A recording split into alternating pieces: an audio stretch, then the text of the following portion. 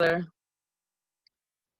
righty, and I gotta actually go clean my recording box out. So welcome again to On the Right Track with the Greater Inglewood CDC and the SBDC, as we're helping businesses to pivot and to really show them other options. So we're glad that you have signed up for cohort number 2. And our agenda today actually will be navigating and understanding our financials and also helping you to be able to put those numbers into your business plan.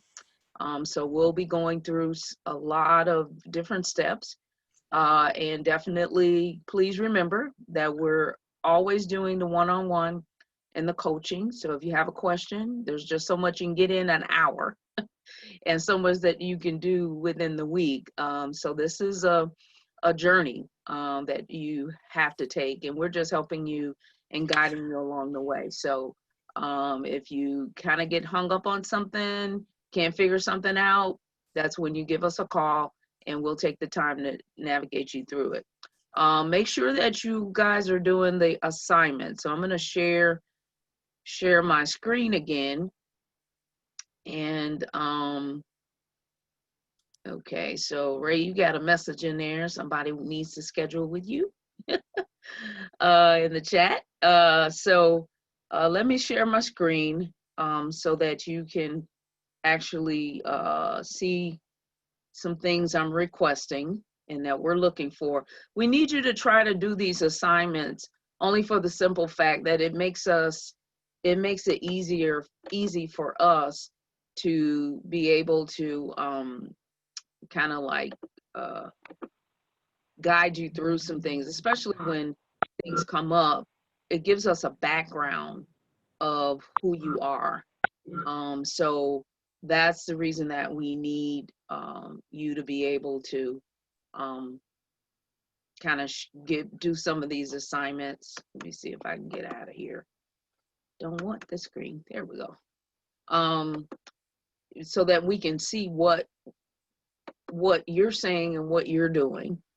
And I just put some time in for my calendar. So if anybody needs to talk to me, you can always go to the platform and schedule for a one-on-one with me, as well as Ray and Rhea also have time schedules. So here, of course, you're seeing my platform, but I'm going to take you into where I pull up all of your information. So every time you post something, I actually see it. And we're trying to get those yellow boxes and turn them into green ones. That's the goal. So I got a lot of yellows out there. I need some greens. Give me some greens. Okay. So of course, in the cohort, hopefully you've kind of been through this. If you have a problem and you need us to kind of guide you through this again, please, let us know, and we'll actually do a one-on-one with you to take you through these portals. But there are assignments in each one of these sections. Some of them are actually things that you just don't turn in. You just should be working on them.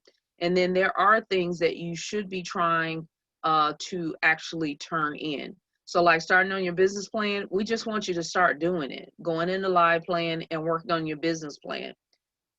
Nothing else special that you have to do except for that. There is a test business plan worksheet as a homework assignment that we're looking for you to do. And we just want you to test or either do some survey analysis with a few people, especially if you've been in business already, just basically to fill out that worksheet. And that worksheet is right here, test business plan worksheet. You click on it. It's a Word document. It downloads to your computer. Once it downloads or goes to your computer, it'll open up for you. You can save it on your computer then so you don't lose your work. And basically, it's a worksheet that asks you some questions. So all we're asking is that you answer some questions. What's the name of your products? What are your prices for your products? What services and things that you offer and the items, then your quality. And this is kind of like having a conversation with somebody, did they say your stuff was good? Is the quality good? What are the expectations of your quality? And then whoever you're talking to, ask them to give you some feedback so that you know if you need to change something. Your prices are too high. Okay, then you have to kind of work financially to see how much you're spending on everything you're purchasing, and is this a good price or not? So this is the reason why we want you to kind of use this worksheet to test the business plan. So we're asking that you at least do one, even if you don't do a whole bunch. Just interview one person so that you get a good idea of if your product is good or not. So I'm going to close this out or just minimize it to get back here. So again, this portal, all the information that you need, I've kept a lot of the Word documents in there. I haven't taken anything out. In fact, I've added things. So today we're going to be looking at, Ray's going to take you through an introduction for the case study cohort for this round. Also some suggestions about live plan. And then also there's a document that we're just going to ask you to look at it. It is a accounting terminology document. So if you don't know some of these terms and these things related to financials, this is a really good document for you to open up yourself and for you to look, because then these are some basic accounting terms. So when you see some of this stuff, especially in your spreadsheets, then now you'll know what it is. So it's like 4 pages. So that's why we're not going through the pages. We want you to read this on your own, just so you can get an idea of what credit and debt is. Most of us know what that is, but also so that you can understand some of these other terms, what a general ledger is and that kind of thing. So just want you to know to look at that document, and you can find that on the portal. So you can find that information on the portal. Things that we shared last week, if you missed it, it's in the recording, but also there's some other things that you can check out. So the next thing is, right quickly, okay, don't have options in my program, select these. Okay, all right. So we'll work with you. I'll work with you, Maria, and we can get that done. Okay. So the next thing is I added some things in the content library. So make sure you go in there, because there's a lot of stuff going on and happening. And in fact, when I went to the conference, I downloaded a lot of stuff that people have out there that might be that'll be beneficial to you. So some of these things are older. The case study I updated, so Ray's going to talk about that in a few minutes. But I went to Google My Business Hangout. There's some information on there how to build your business on Google so that people can find you on the Google map. So please check that out. Also, there's a company called NAV, and they have resources related to grants and that kind of thing. So you might want to look at that as well. So please make sure you go into this content library and look at it as I update information, and as we put new things in, we don't want you to miss it, okay? So this is where we're putting a lot of links and things. So please go use the content library. And then the last few things is, don't forget, there are some funding opportunities out there. So the Department of Commerce and Economic Opportunity has the big grant. And so you want to check that out and go to their website, DECO. And then also the EDIL loan through the SBA is still available. I think it closes out October 14th. So those are some options. If you're looking for funding, you can always go to the SBA website as well. And they actually have a page that has all the links to different stuff. So just wanted to share that with you, as well as our website at www.gecdc.org. Our page as well has a link, has links that goes to the city, goes to the state, and goes to national, the government. So you can always go to those if you're trying to find some information.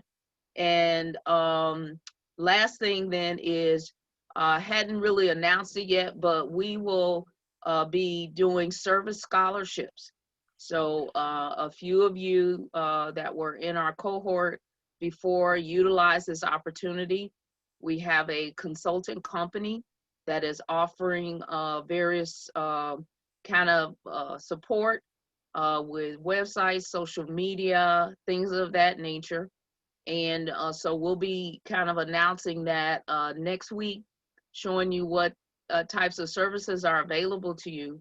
But these service scholarships actually will help you to pay for some of the services that you can get.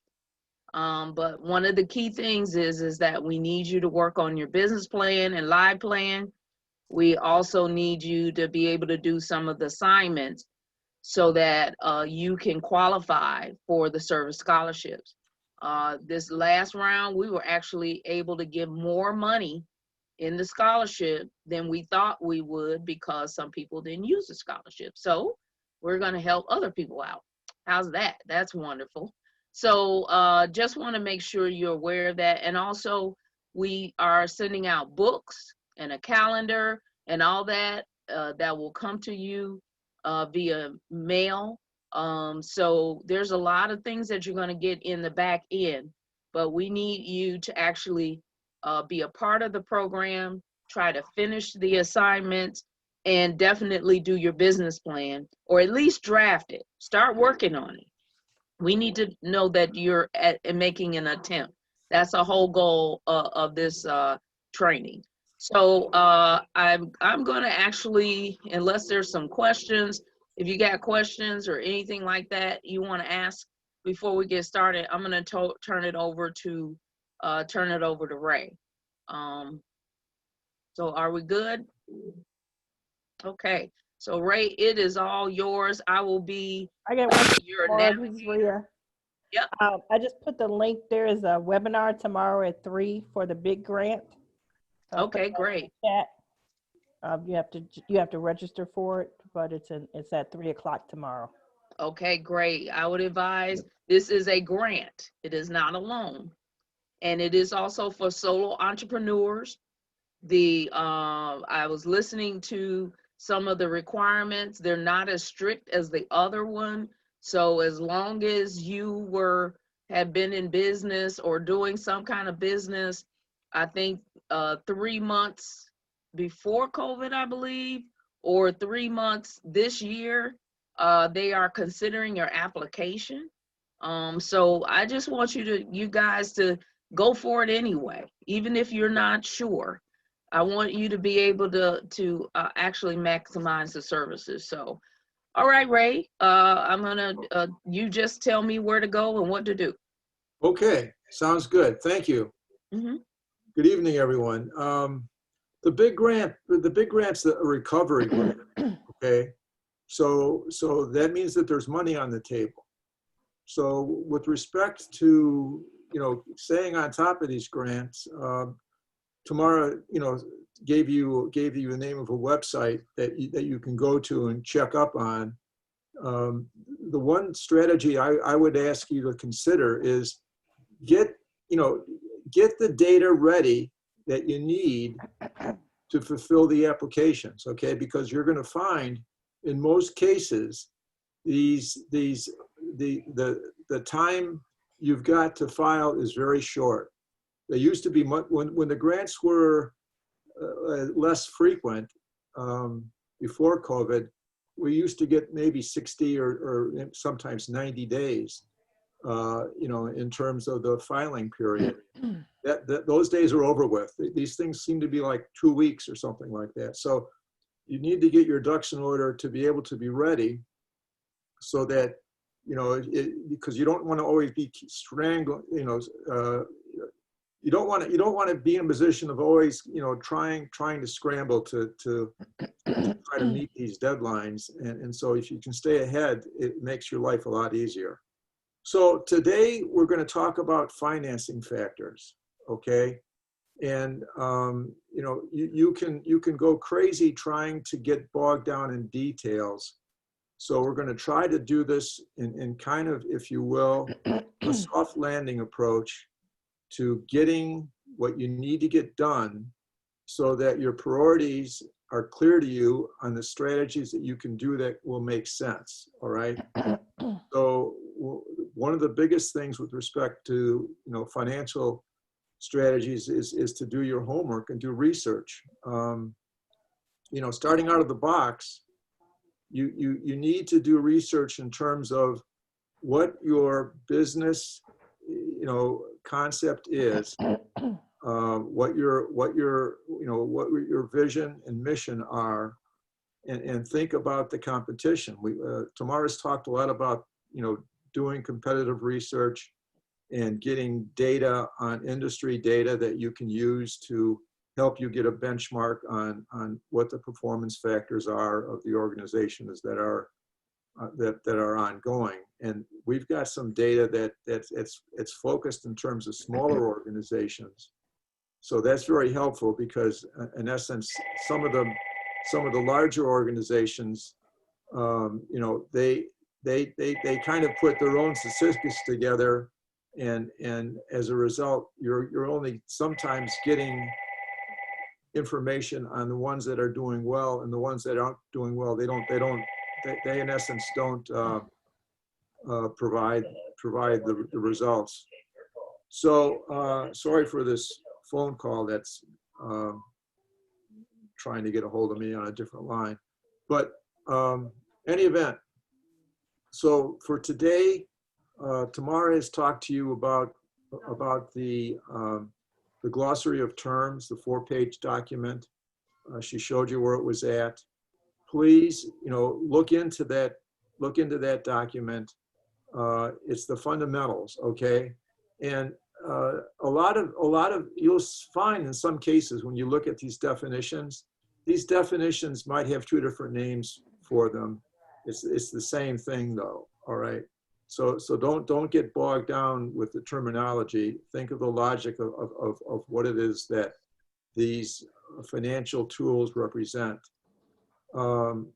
These things that we deal with in finance relate to doing, in other words, being able to understand what your financial position is, so that you can have the ability to do meaningful projections that you can use as your roadmap.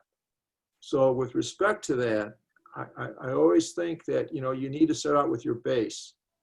So in doing that, you need to think about, where am I at in the here and now? What, if I'm a startup, I need to get my ducks in order in terms of, well, what do I need to start up with? What kind of equipment do I need? What kind of resources do I need? What kind of legal structure do I need to pursue, and how much is that going to cost me? So that's things that are relevant in terms of understanding, what is it going to cost me to get my base built so that I can go into business. And in doing that, you don't want to fall into a trap of just assuming that you're going to have profitability right away. You have to work hard to overcome, falling into traps where you keep on losing money, and you are not able to overcome, the break-even analysis on the positive side. And so that usually means that your volume of sales are not enough to overcome your fixed costs. You're getting a margin on what you sell, but if you don't sell enough of it, you can't cover your fixed cost, and as a result, you lose money. And so you want to make sure that you have a good handle on what you can afford to absorb with respect to fixed costs. Things like, what's it going to cost you for rent? What's it going to cost you for utilities? And what kind of money do you need for working capital to be able to buy inventory, and those kinds of things. So I think what might be useful is if I can talk to you a little bit about some of the fundamentals that are relevant in building projections, okay? So we talked about, if you're a startup, we talk about, you need to have a handle on your startup costs. If you're in business already, well, you want to understand where you are right now in the here and now, and what, and think about it in two terms. One is kind of a pre-COVID factor. In other words, what was your performance when before COVID hit, and then where are you now that you're in kind of the middle of COVID, and what impact has that had on your pre-COVID performance? And now, in terms of the strategy you want to take, is you want to pivot out of where you are right now, if you're not making what you made before, and find different pathways to overcome that, so that you can get through COVID and then evolve into a company that's going to be sustained. You want to be a sustainable business, and you don't want to follow a path that doesn't work any longer. If the world has changed with respect to COVID, and you don't have a pathway to be sustainable, you need to change that pathway. So in doing the kind of analysis that you need to do to overcome the understanding of where you are in the here and now, just get it on paper. Get down on paper what your performance is. What are your sales? What are your margins? What are your fixed expenses? And then you have an idea of, okay, in doing that, then we can go to figuring out our cash flow and figuring out, how much money we got coming in and how much money we're going to have to spend in terms of expenses. And one of the best tools that we like to use to be able to figure out, what the bottom line is to breaking even is something called break-even analysis. And I think what I'd like to do, maybe before I go into doing the break-even analysis, is just stopping right now and asking if there's any questions on what I've said so far in my capacity to confuse you. Any questions? I have one question, and that is, since some of you are existing businesses or service providers, have you ever done a break-even analysis before? Or have you even done a budget, a startup budget for your company or your organization? And anybody can jump in, unmic yourself. Hi, it's Sharon. Mm-hmm. Hey, Sharon. Hi, everybody. I've done a startup budget analysis, and actually Ray helped me with that at the SBDC offices. And I found it to be very helpful because it helped me to actually stay in the guidelines of that budget and to be very thoughtful in how much I was spending and how much I had on hand. And right now, I have some funds that were allocated to me for my business. And though I'm not doing a break-even analysis, I am working on doing a budget similar to that, almost like a new startup budget, because we pivoted in a different way. And so we sat down today and did a budget again, based on what our new costs look like, what our new spending is going to look like. And it is so very different from what we had before as our startup costs. And I think it's going to be so very helpful.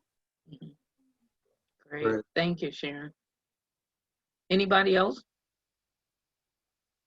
Anybody else have ever gone through this process or anything like it? Yeah, Rodney. So when I did this Sunshine Enterprises 12-week program, I did the startup budget and a break even. It was over 3 years ago. They're still there and they need to be revised. Okay. I did do it, still have them. So I can go back and revise those to fit current day situation. All right. Great. Sounds good. Sounds like fun. Yes, yes. Okay.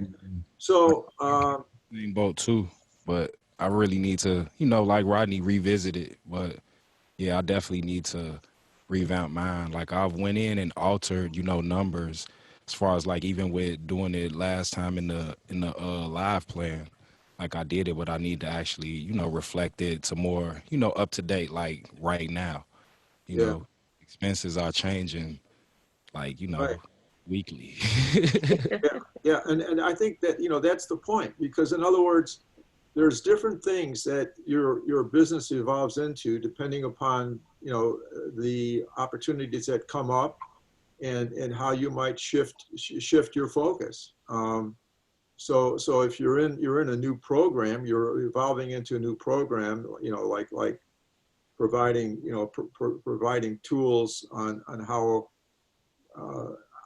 you're going to approach the music industry. You know, these things take a different picture of the expenses, and you want to make sure that you're charging the right price to be able for you to you know, get the margin you need to be successful. Totally. In other words, you have to think about what it's going to cost you, and not think that, you know, I want to be the low cost provider. You need to think about, you know, being able to deliver what your client needs and wants on a real-time basis, and that the quality of your work is going to mean more to that customer than getting the low cost getting the low cost strategy that may not deliver what they really need. Mm-hmm. So anyone else have a question or any other observations? Well, great. So tomorrow, I think we should visit our friend Steve. What do you think? Oh, Steve Pins? Yeah. Okay, let me go find him. I don't think I had uploaded him. I didn't know you were gonna talk about Steve. Oh, I can't.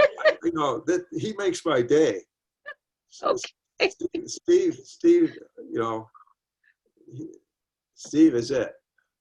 Okay, let me scroll through here and see if I can find Steve Pins. Yeah, he's interesting.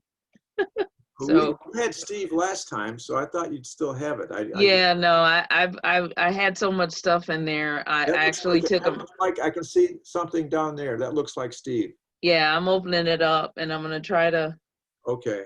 kind of make it so that it fits on the screen. Is it big enough? That's pretty good. That's pretty good. Okay. All right. Okay, so Steve, our friend Steve.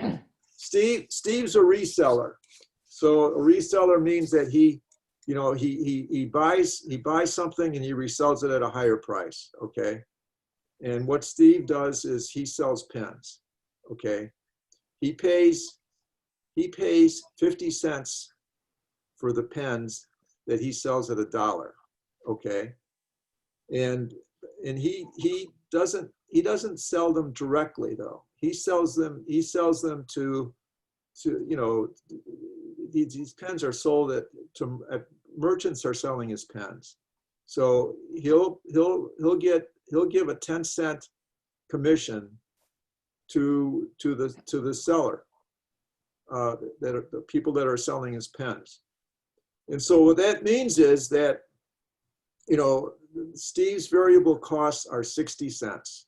That means for each dollar that he's getting in terms of his sales, he's getting his costs are 60 cents.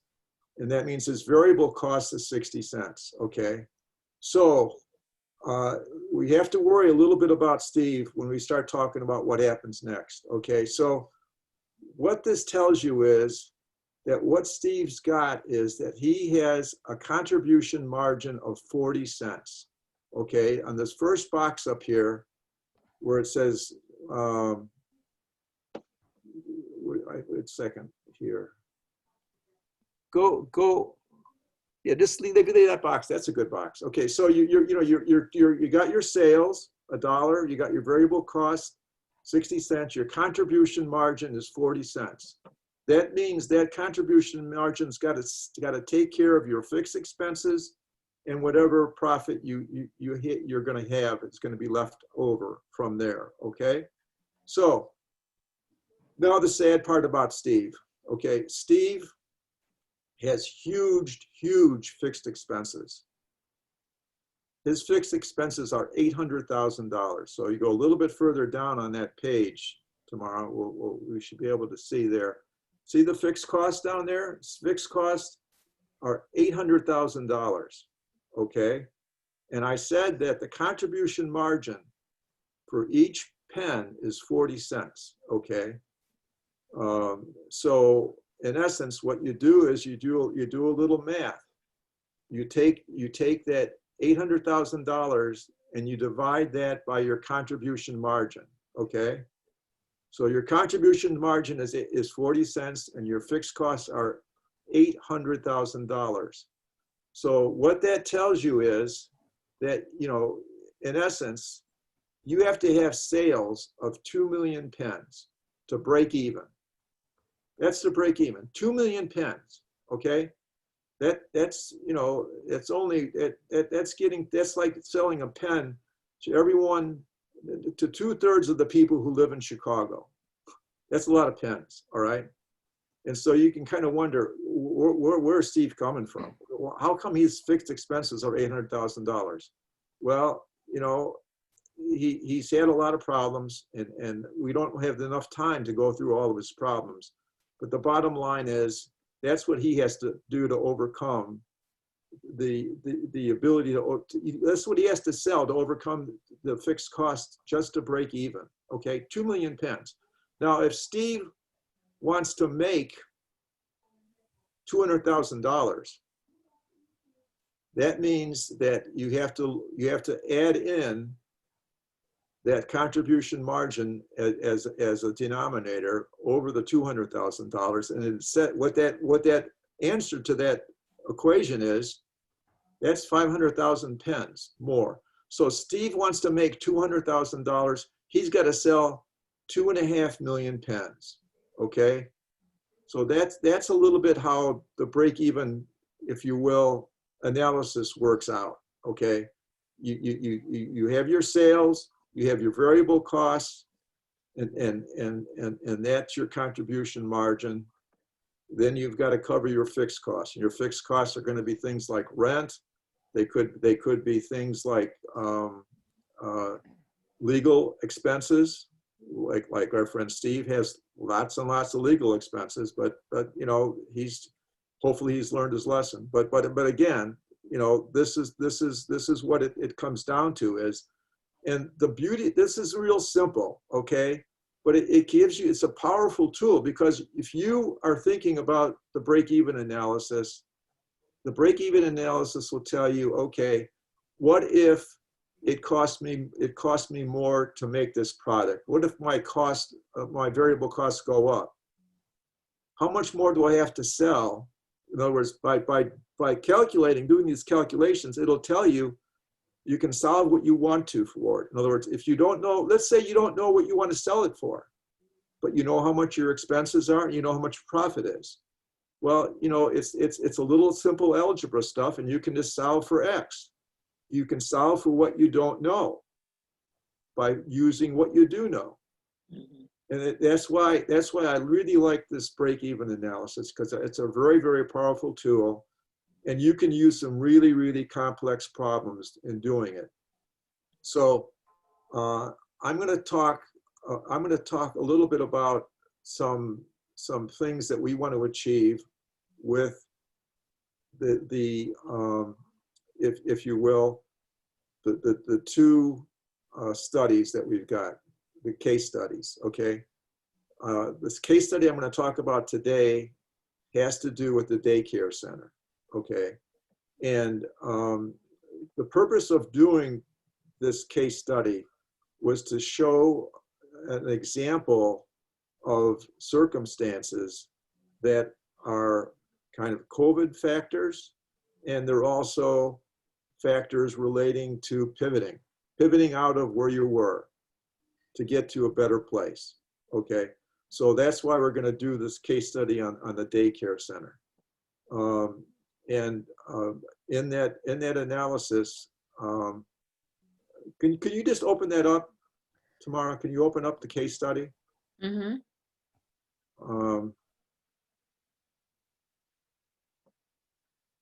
Because the case study is interesting because it kind of gives you at the front end of it a written narrative of the situation analysis. It tells you what's going on, what it is that's going on that we're trying to give information on to explain where we are in the here and now and what we want to do about the future and what strategies we're going to try to take to get there, okay?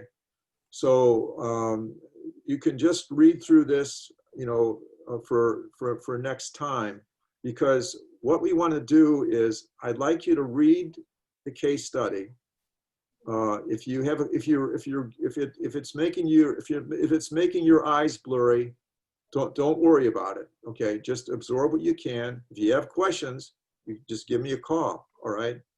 And I can give you, you know, I can clear the kind of the fogginess out of your eyes. I got eye drops, and you can use them. And it'll make you know, it'll make things a lot better. So I'm not gonna read the case study to you. I'm just gonna kind of give you some factors that are relevant to it. Okay. So Martha's got a daycare center.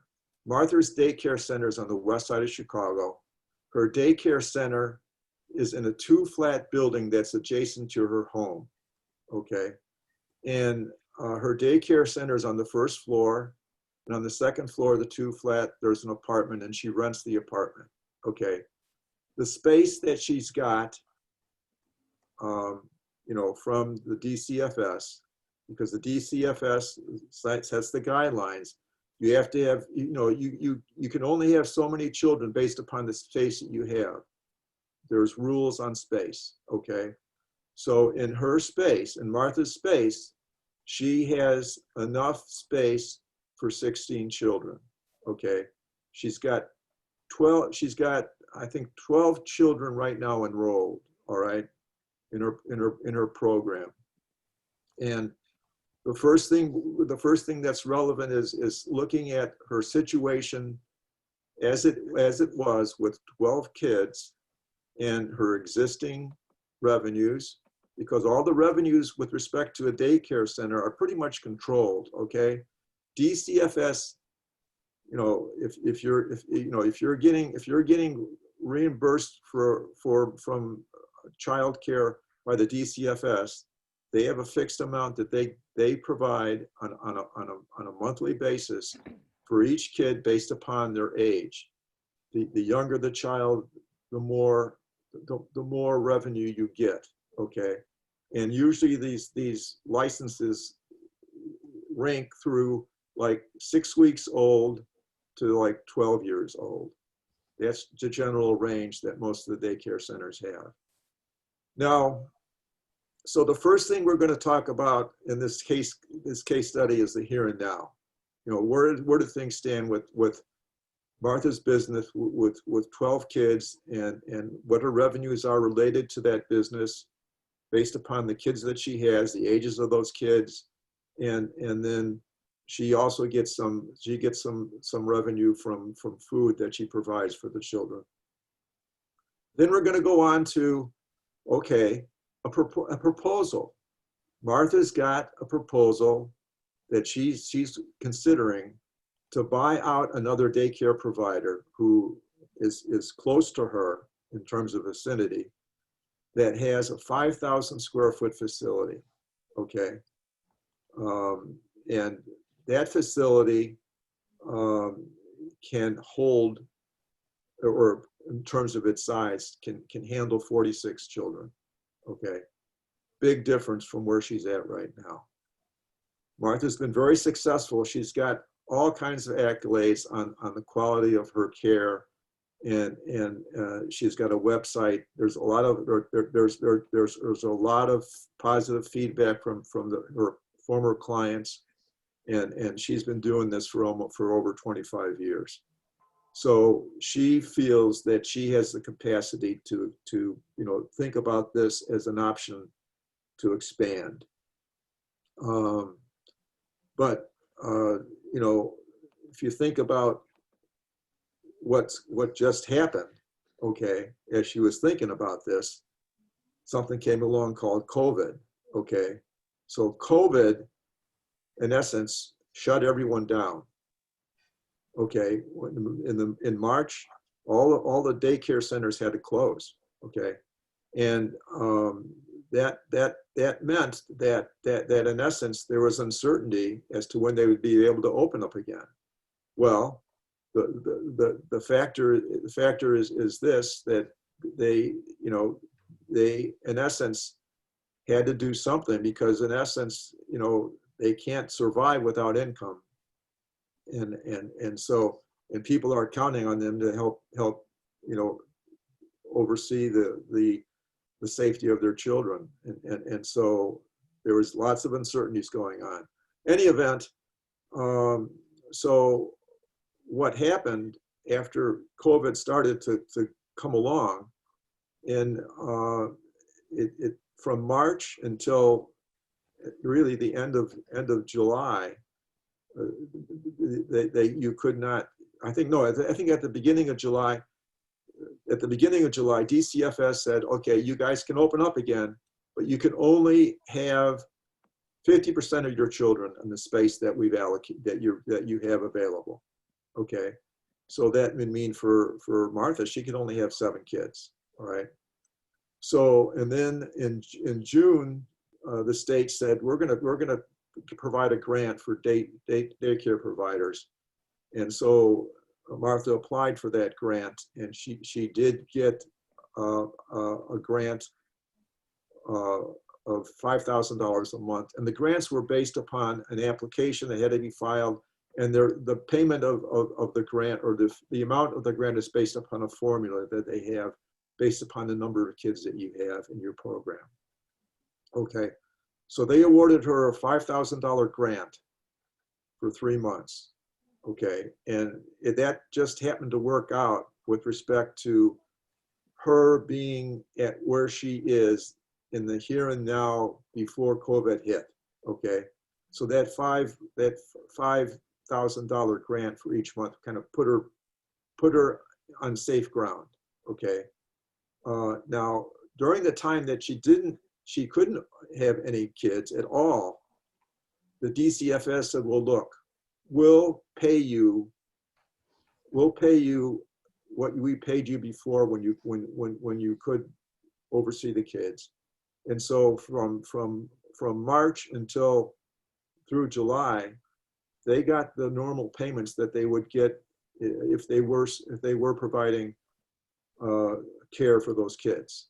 Okay, so in essence, this is not, so in other words, she has done well with respect to surviving COVID by these circumstances, all right?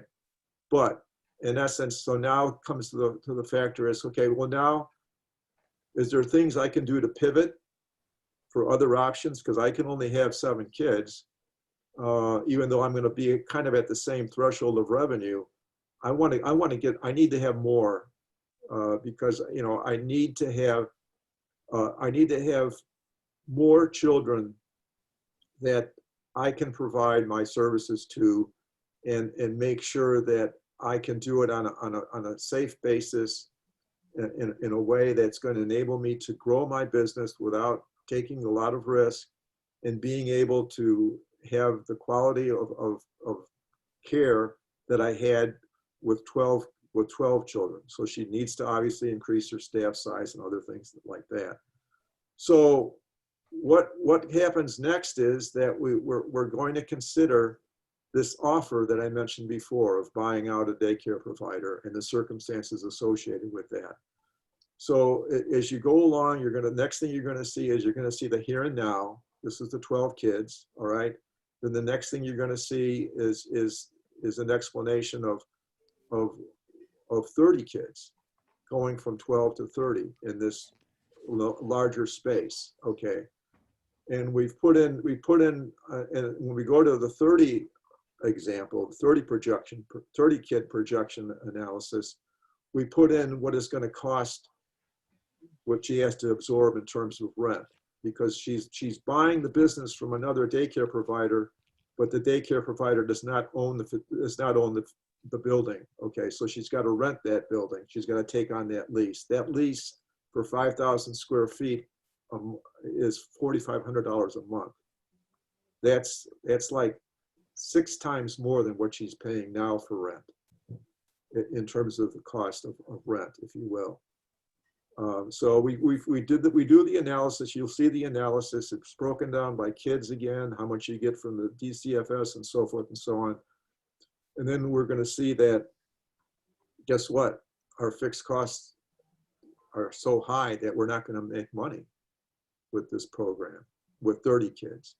So then we say, okay, well, what kind of revenue would we have if we had 46 kids, which is the maximum that they can have at that space, on that space. And so we do an example of 46 kids, and she does make money. So at the very end here, if we can just go to the end tomorrow, we'll see that what we'd like to do is consider some strategies that are relevant to this case study. And so there's 6 questions at the end here. This is the 46 kid example. And you can see that just, she was going to make $85,000 a year with 46 kids. Okay. But here's these are the 6 questions I'd like to propose that we wanted to answer. Okay. What other options could be considered to obtain the additional space that is needed to have a larger enrollment base? That's the question. Okay. What other service or activity options could be considered to enhance Martha's revenue base? What expenses could be adjusted or eliminated so that the margins could be improved? You'll see some expenses when you go to Martha's Here and Now, where, I think she's paying like $1,500 a month for credit card. That's because Martha likes to accumulate stuff, okay? She's got a basement in her 2-flat that's filled with all kinds of kid stuff that she keeps on buying and buying and buying. And so it's like, she seems to have gotten carried away with buying too much stuff.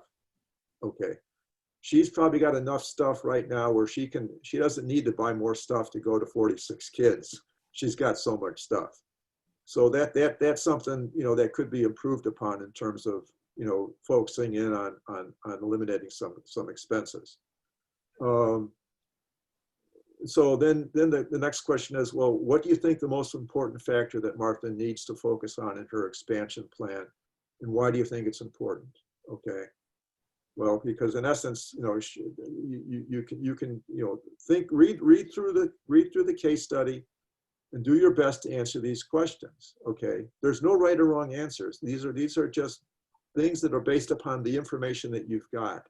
Or if you think, you'd like to know more, that's really kind of question number 6. Okay. But question number 5 is kind of the decision question. Should she buy this daycare operator out? Because the daycare operator wants $60,000 for the business. And then she has to pay out $60,000, and then she has to also pay $4,500 monthly rent. Okay, but number 6 is kind of an open-ended question. Beyond what you've been given as facts or information in this case study, what else would you like to know to be able to have a better conclusion, maybe to answering number 5? Okay, and so that's it. Okay, that's the case study. Now, after we discuss this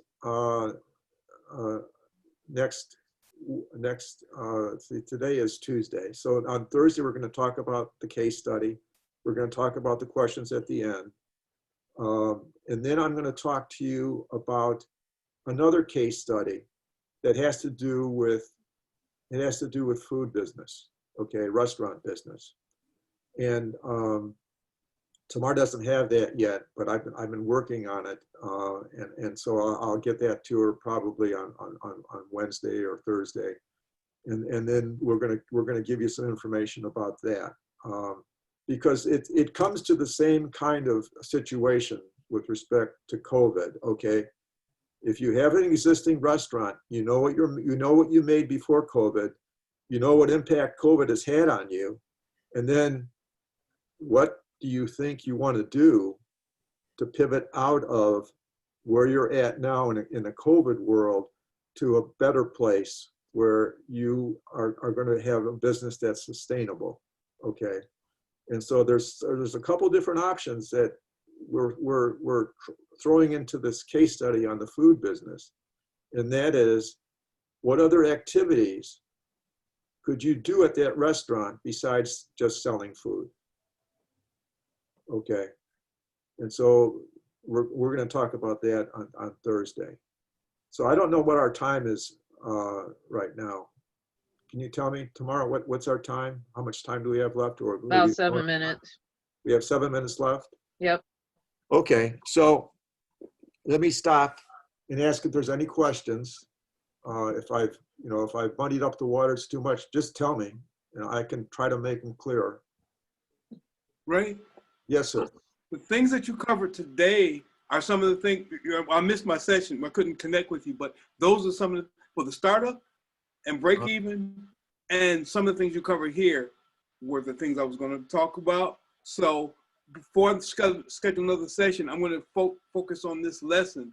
I think because that's going to help me address some of this case study. Yep. That's great. Thank you. And that's, because really what we're really thinking about is that we want to make sure that we can pivot into something that makes sense. Okay. We don't want to, to fool ourselves in thinking that, okay, this stuff looks good on paper, but the devil's in the detail. And you need to think about your options, like when you start thinking about startup costs, as an example. You might need machinery. You might need new equipment.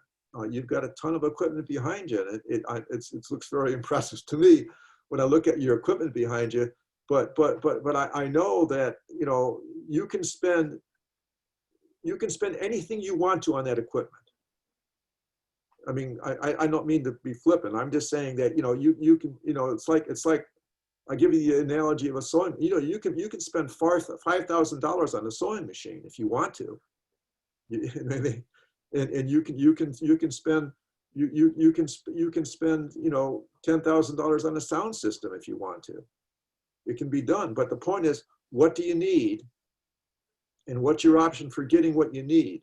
Okay, you can buy it new, right? You can lease it. You can buy it used. It's exercising the options that are going to work for you, because ultimately what you need to do to be able to get to where you want to get is you want to get to a base that enables you to have something tangible that works. And once you do that, then you can think about the next steps on refining it and making it better, and looking at pathways that will enable you to get to the next level. But you've got to be in control while you're doing this, because you don't want to be just leapfrogging ahead to put yourself out of control and not have a way to resolve it. So that's it. And we're going to talk about some of the things that are kind of sticking points in terms of you putting out money for something, and you don't get paid till the concert's over with, as an example. And so if you don't get enough pay to cover your costs, that means you're in the red for that concert. And so you have to think of ways you can you can in essence prime the pump so that doesn't happen. You know, so that you get those tickets sold, you know, before you put out a lot of money on expenses. But let me ask: is there anyone else like have any questions or any observations? Ray, I just wanted to add something with who we have on the line, and look at that this framework works for any business or any service. Yes. Because when you figure out your expenses, you already know what your fixed is. So you know you're paying rent, or you're using it for a mortgage, and you know you got lights and gas. So there's some things that you can lay out immediately. But then the bottom line is, how much money do you want to make each week, each month, each year? And that's where you set your goals at. And that's for any business. So Yeah. you got to figure out how much you're spending. So if you're buying equipment, if you're buying, if you're doing food and prepping food and all that kind of stuff, you have to kind of lay the pathway out. If you have, like Sharon has a facility, how do I use my facility to make some money? Yeah. So that I can use my facility maybe as a shared office space on a small scale. So I generate revenue, but then I can also do what I do with workshops and trainings and classes, and you know, so but you have to lay all that out to figure out, if I'm going to do that, how much is it going to cost me to do this every month, or to do this every week, or whatever the case may be. And so I think it's important that, although the case studies might be daycare or food or whatever, the case study is you. So, and basically the outline of how to figure out all of this is basic, but then you can put yourself into these case studies, because it's just giving you the process and the mechanisms of how to figure out how much I have right now, how much money I got to spend, and how I'm going to make that money so I don't have to come out of my pocket to pay for it, but I got a business that's going to cover my expenses and my costs and for break even. But if I want to have an extra $10 after I done paid my bills, I got to figure that out too. And that was what the Steve Penn's thing was for. If you want to make more than just break even, then that means you got to figure out a process so you make sure you get your money on the back end after you paid all your bills. And so that's something that you need to think about when you're really talking about your business. And if you have to pivot your business, who's going to buy your stuff? That's why we spent time last week on industry analysis, your client analysis. Who is your client right now? It might not be the same client you had before COVID. So you got to figure out who those people are and what they're going to buy, so that you can start targeting them and letting them know that your services and your product is available right now. Buy it now, because you're seeing businesses that are making, small businesses are making tons of money right now because they know who their target market is. And so for each of you, that's something key, that you need to know who it is, create the business for them to buy from you so that you can cover whatever cost you got right now, and then have some money left over. So that's my 2 cents. Very good. Amen. Sharon, did you have a question? Yeah. Well, I had a comment, actually. So just to piggyback off of what you said, be able to pivot, having at least one, just one, I have one client who has rented my space, was excited before and after the pandemic to be able to come back into the space, was excited about the fact that we were able to set up the space for socially distancing, and has been able to carry me over. Though it is not enough money to pay the full portion of my rent, it has enabled me to, you know, be able to pay utilities, pay, you know, some of the other things that are most necessary to keep a space running. So not only that, to be able to establish and build that rapport with that one client, and that one client also brings in that group of people who provides me with that attendance, which also provides me with that service, so that I can say, this is the amount of people that I am servicing per month, and they are steady. And some day, so they're here once a week, and some days during that week it may be 10, and then some days it may be 15, but they are always here. And so that thing makes a difference. And so being able to at least have that one to make a difference, not worrying about whether you have one client or 5 clients, but just focusing on that one. Yeah, totally agree. Yeah. Yeah. The whole thing about statistical data is very important. I know that you mentioned the research factor and the data that you got available. I think you talked a little bit about IBIS last time, Tamara. Yeah, IBIS World. Yeah, IBIS World.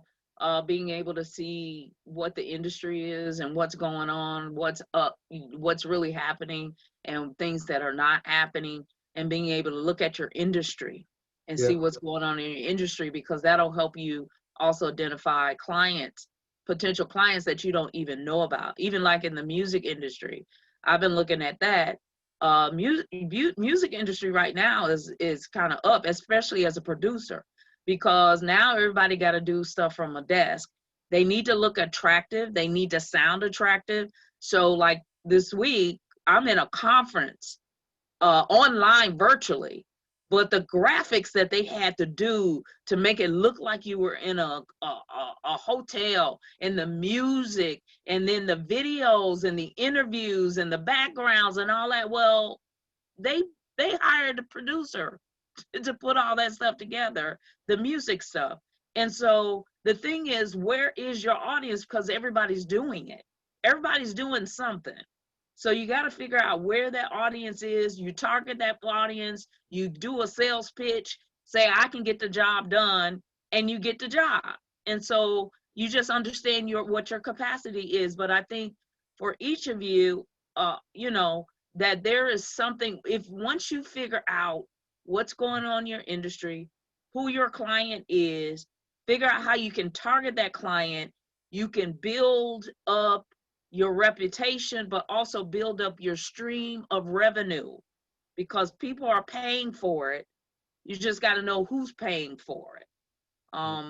So I think it's important to do that's why I say do the assignments, do all the stuff that we're asking you to do, to help you think about it. It's not really for us. We can read through it, but we want you to think about it and have this process of thinking of what I have right now, how can I make it work? And how can I make more money, or at least pay my bills? But then also, you eventually want to get to the place that you make a profit.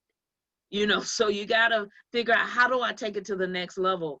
And I think those are some of the key things that we can give you, the tools. We have all kinds of tools, so we can give you a whole bunch of stuff and tell you how to get it done. Okay? So over the last 3 years, I've bought and paid off a bunch of loans. So right now, I've got my expenses low. I've got a couple of part-time staff at a low. So now it's about the sales, because I've took care of the expenses for the most part. My expenses are very minimal. I think I have one more piece of equipment to buy, but that's going to be minimal. So yeah, so we've crossed that bridge. So now it's about the sales. That's good. And that's the most important thing, that if you have less expenses, now you can start figuring out how to sell what you got to whoever gonna buy. And so those are key things right now for you, is to figure out what kind of promos, what kind of promotions, what kind of programs, you got to start thinking about how you're gonna sell this to the target audience that you're hoping they're gonna pay for it. And all of you have a target audience. Everybody that's on here has a target audience. You just got to find out who they are and where they're at and start doing promotions and sales and that kind of thing. You might have to introduce yourself. So you might have to do some premiere stuff, specials, kind of things like that. So that then once they get involved with you and they can't ever leave you, you know, because they don't want to, then that's when you start going up on the price. And then you start saying, well, you know, you were getting a really good discount rate, but now we're going to take it to the next level.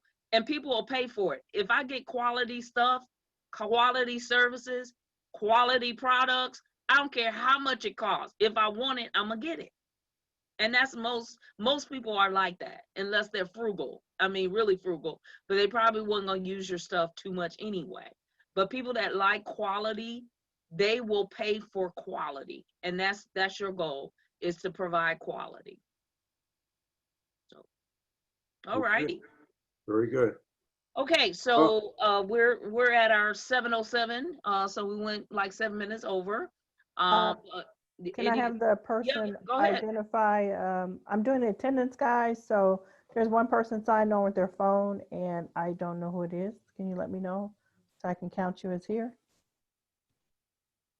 Yep. So, and we had a guest. So that guest, that might be our Is that guest. the guest? Okay. Yeah. So if you can, the guest, if you can actually put in the chat who you are and send it to Rhea privately, then we'll know who that person's name is. Okay. All right. So we're all excited about next steps and next levels. Everybody on here is, I said, when the first class, we're all billionaires beyond. So that's where we're going. That's what we're about to do. I heard at the conference today, Damien John, the person that does, was it FUBU? He was one of the speakers, and the main thing he said was, this is the time for the small business people, because everybody's on the same playing level. Big people, some of them are losing out because they can't handle and sustain what's going on right now. It's the small businesses that are really making the money. And if you don't have a business, this is the time, if you have the capacity, to start one. He said, this is the time. You just got to know who your customer is and cater to your customer.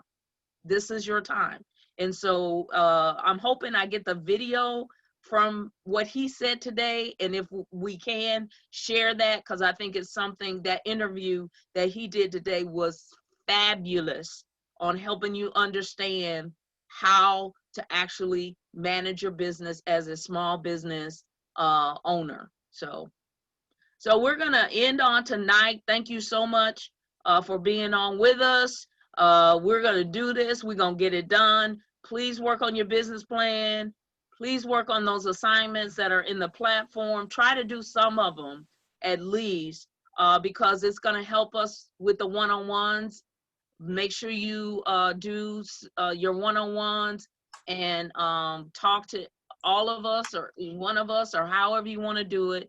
But make sure that you're doing that so that then at least all of you can say, hey, I had a success story out of going through this course. So I want to wish you guys a great Tuesday night, and we'll see you on Thursday.